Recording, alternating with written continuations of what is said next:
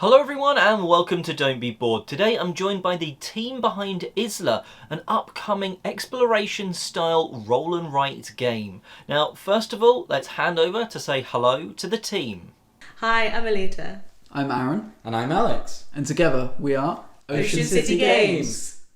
Welcome to all of you. Now let's hear one thing that each of you love about the game. For me, it's the vibrant look to the game. A lot of roll and write games, it can be quite, a sort of white piece of paper with line drawings all over it and kind of thing. But what we've tried to create here is something that you'll be proud to put on your table, something that's really vibrant, colourful. And when we were at the Games Expos showing this game off, it really, really stood out to people. And I'm really proud that we've created something like that. Yeah, for me it's the puzzle aspect of the game, having to really carefully choose your movement and which dice you're exhausting, and trying to jump between these resting spots of the dice and able to get out of the island whilst exploring as much as you can. I like that balance.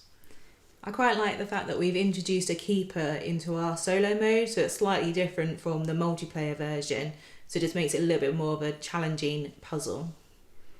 There's plenty of F's in the game, fauna, flora, fossils, but what makes it fantastic? What makes Isla fantastic is the way that you move around the island. It's rather unique in that you have to exhaust dice on your turn in order to move, and you won't be able to use these dice again until you're able to get to a point on the map to refresh it. This means that you have to be careful in your movement turn to turn in able to make it towards the end of the island. Yet, if you make a beeline for the exit and miss a load of spaces, then your score is going to be heavily depleted towards the end.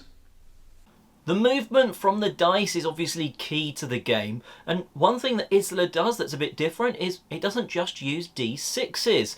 Did that sort of come about through the testing, or was that always part of the game?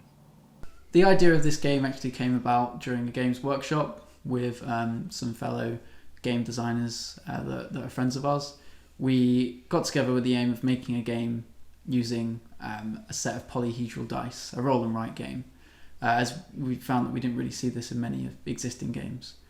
After the workshop, we came up with a few pretty good game ideas, but there was one idea that I didn't get to try in the workshop, and so I thought, well, let's try that, and that's what Isla was born out of. The game's going to be coming to Kickstarter soon, but what have you learned in this sort of pre-crowdfunding time that you think other budding designers could learn from? I think this the pre-Kickstarter phase of any game development is the thing to take from that is just how exciting that bit is and how fun everything there is. It's the bit of going to expos, meeting friends, playing the game over and over and over, which isn't as tedious as it sounds. It's those bits, we're always really keen to rush to getting things on Kickstarter and launching the game because we want to launch that. But it's about really, really enjoying those moments of playing around with cool artwork ideas, breaking the game, fixing it, breaking it again, and just really playing around with those things. That bit is it's fantastic. And to any board game developer, I would just sort of say, really, really enjoy those bits of developing a game. That's some amazing advice. I think people should enjoy that whole design process and not just look at it as the end goal is to sort of make and release this game. They should enjoy it along the way, otherwise it just becomes a bit of a chore. Now, when will the game be coming out on Kickstarter, and where can people go and find out a little bit more about it? So Isla is coming to Kickstarter on the 8th of February at 10 a.m. GMT.